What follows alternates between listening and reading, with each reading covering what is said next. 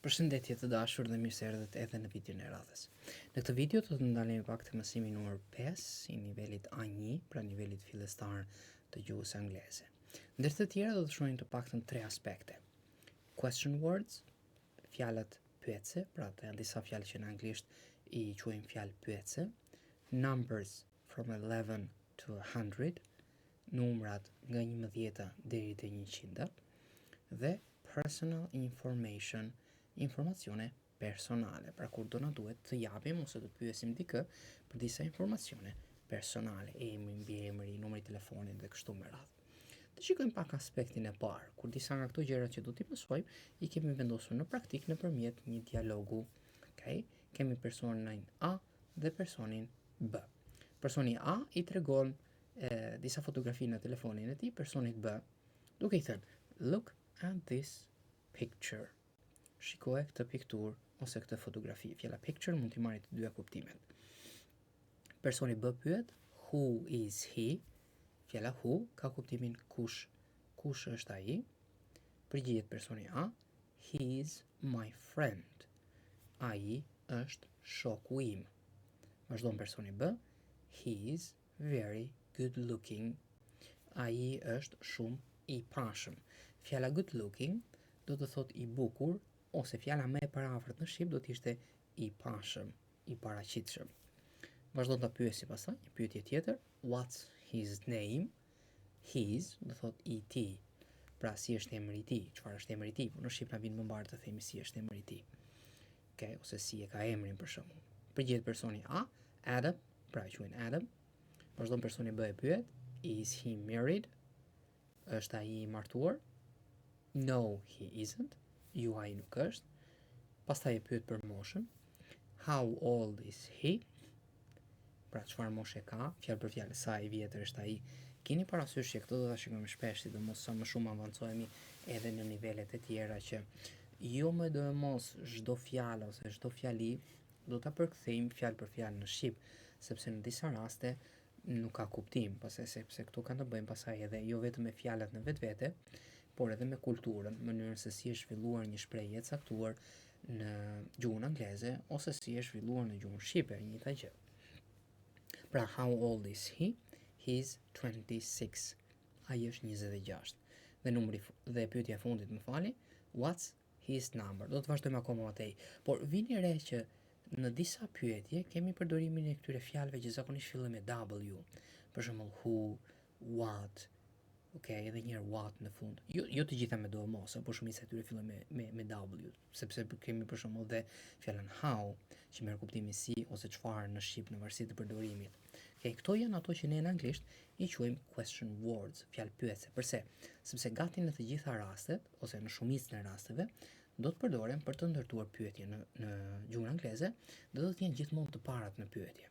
Okay? Edhe kemi disa prej tyre. Kemi question word, kush janë? Siç përmendëm janë këto fjalë këtu. Ka edhe disa të tjera që do t'i marrim pak e nga pak. Okay? Pastaj kemi foljen. Kujtojmë edhe një herë si e bënim pyetjen në gjuhën angleze kur kishin të bënin me foljen jam, pra me foljen be. Folja be do të dilte përpara subjektit, kurse fjala pyetse do të vendoset para foljes. Prandaj edhe këtu në mënyra se si kemi radhitur në fillim në të majt lart, kemi question word plus verb, pra folja, okay? Dhe pastaj do kemi subject, subjekti. Okay? Për shembull, disa pyetje të tjera, who's Tom? Kush është Tom? What's your email? Si e ke emailin? Si është emaili jot? Where are you from? Nga je, nga jeni? When's the concert? Okay? Këto dy fjalë fillimisht studentët, sidomos ata që janë fillestarë, që kanë filluar nga gjërat më elementare, zakonisht mund t'i ngatrojnë pak me njëra tjetrën derisa t'i fiksojmë. Kujtojmë që where pyesim për vendin, pra merr kuptimin ku. Okay? Kurse when pyesim për kohën dhe merr kuptimin kur, pra kur është koncerti. How are you? Si je, si jeni? Dhe how old is he? Në disa raste, fjalët pyetse mund të shoqërohen me një ose me dy fjalë të tjera.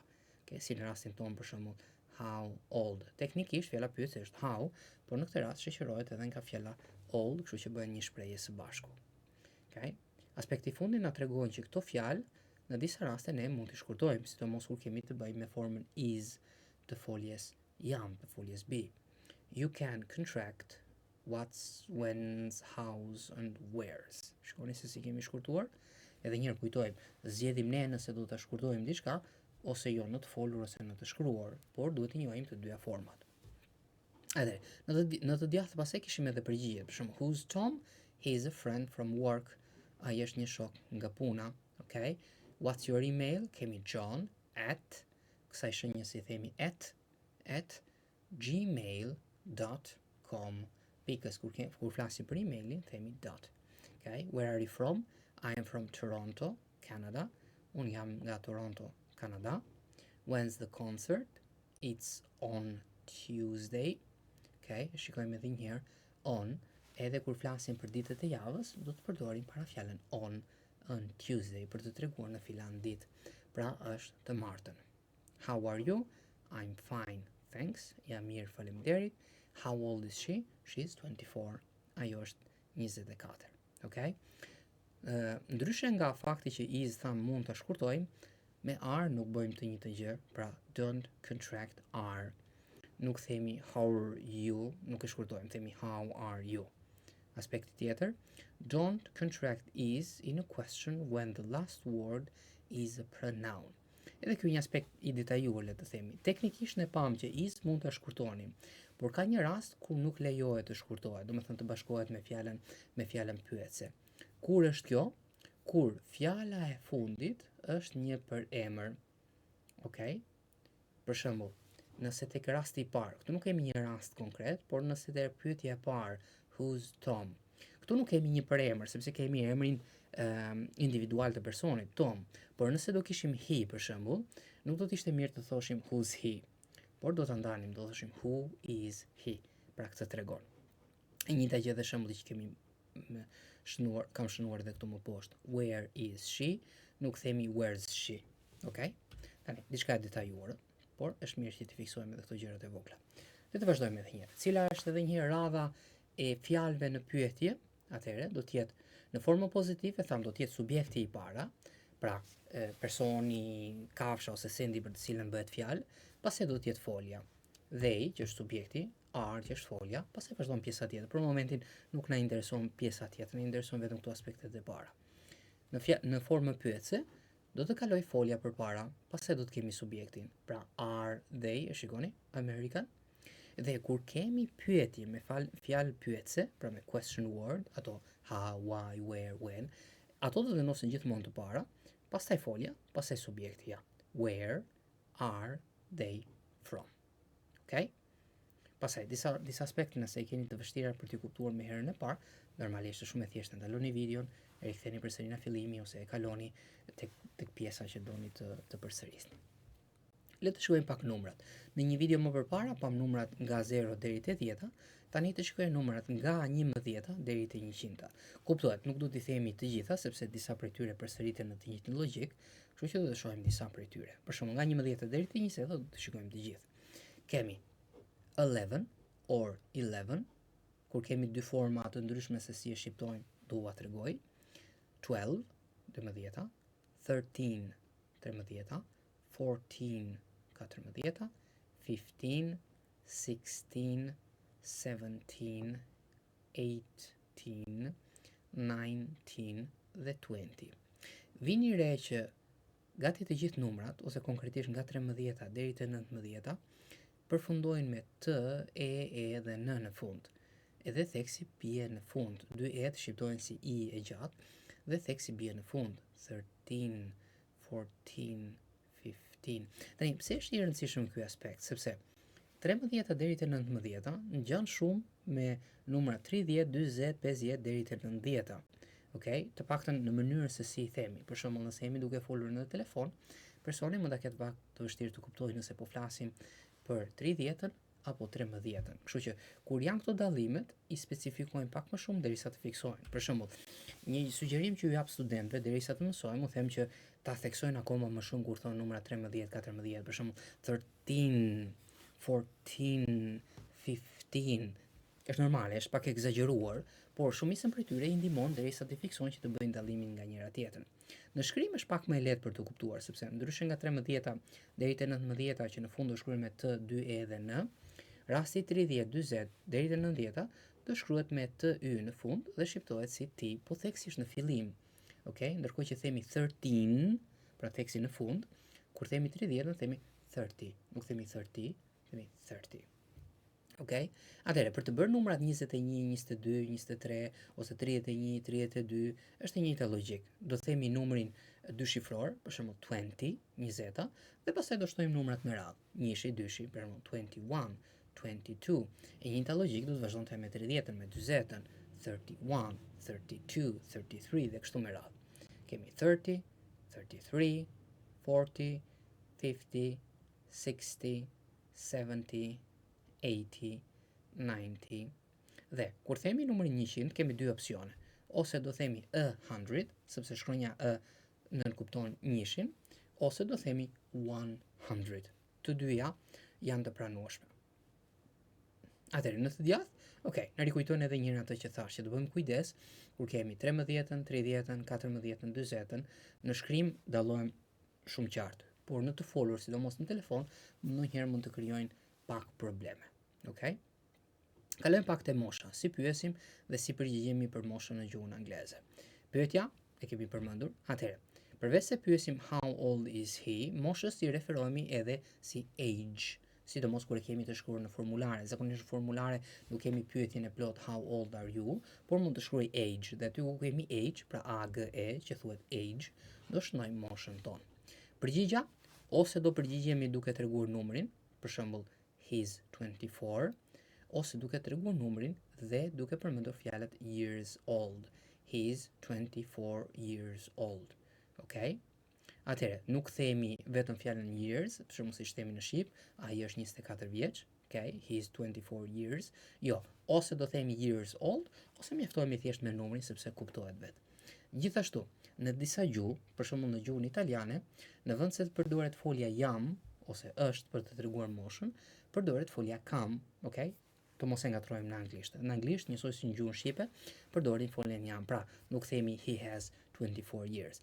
Për ne si shqifolës nuk ngatrohemi, por për dikë për shembull që ndoshta shqifolës, por ka kaluar pjesë më të madhe të jetës në Itali ose ka lindur dhe po rritet në Itali, mund të ndodhi që ta ngatrojë këtë derisa të ambientohet.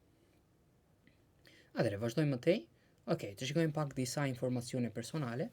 Po të shikoni në të djathtë kemi një application form. Çfarë është application form? Form do thot formular. Application do thot aplikim, Pra kur ne nëse na ndodh të bëjmë një aplikim për diçka, dokumenta ose aspekte nga më të ndryshme, zakonisht na kërkohet të plotësojmë një formular fizik ose elektronik me të dhënat tona.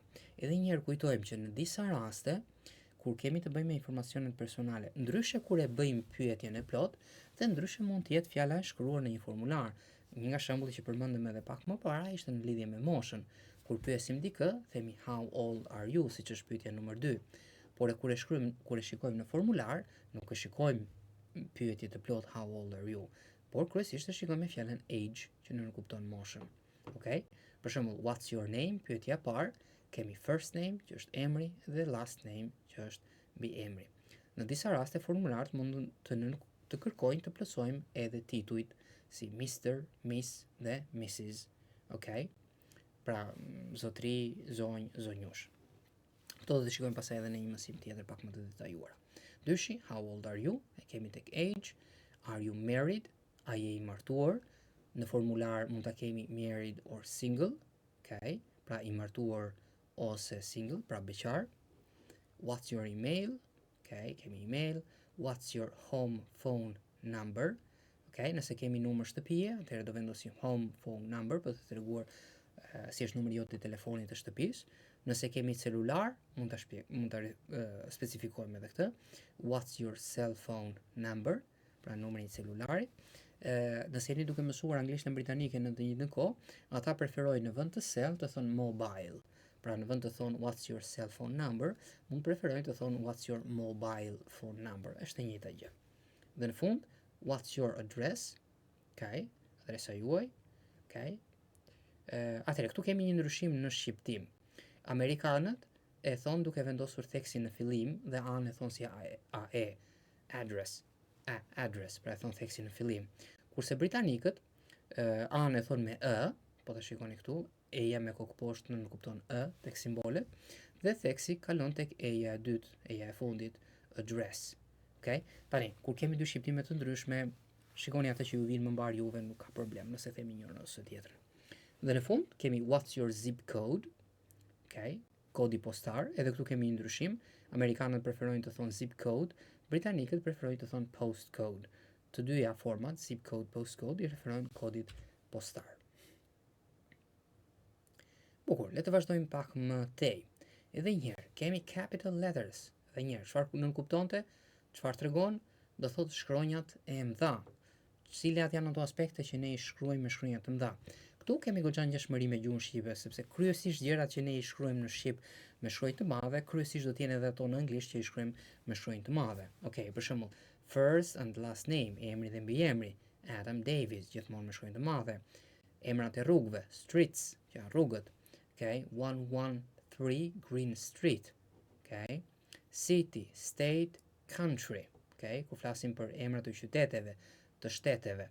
Tani, state dhe country, në Shqip ne i përkthejmë si shtete, okay? Por ka një ndryshim të vogël. Country është një shtet i pavarur, tek, nuk bën pjesë në një kolacion ose në një shtet më të madh akoma. Për shembull, Shqipëria është një shtet më vete, Italia është një shtet më vete dhe i referohemi si country. Por shtetet që janë brenda një shteti më të madh, për shembull, Shtetet e Bashkuara të Amerikës përbëhen nga 50 shtete, që secila ka qeverinë e vet, ligjet e veta, po ndërkohë i përgjigjen edhe një qeverie më të madhe që ndodhet në Washington. Këto që janë shtet brenda shteteve i quajmë si state. Okay? Pra Miami, Florida, England në rastin e qytet, state dhe country. Në të djathtë kemi titles, titujt, ato titujt bazik. MR është për Mr, a man, okay? MS për Ms, a woman në përgjithësi, Mrs, okay? Referohemi një grua të martuar, dhe Miss me 2 s, një grua të re. Okay? Në disa raste mund të përdorim edhe Miss të parën kur i referohemi një grua nëse nuk e dim se nëse është e martuar ose jo, për të qenë korrekt. Kaq kishim edhe këtë video dhe për këtë mësim. Ju falenderoj edhe një herë për vëmendjen dhe dëgjojmë në videon e radhës.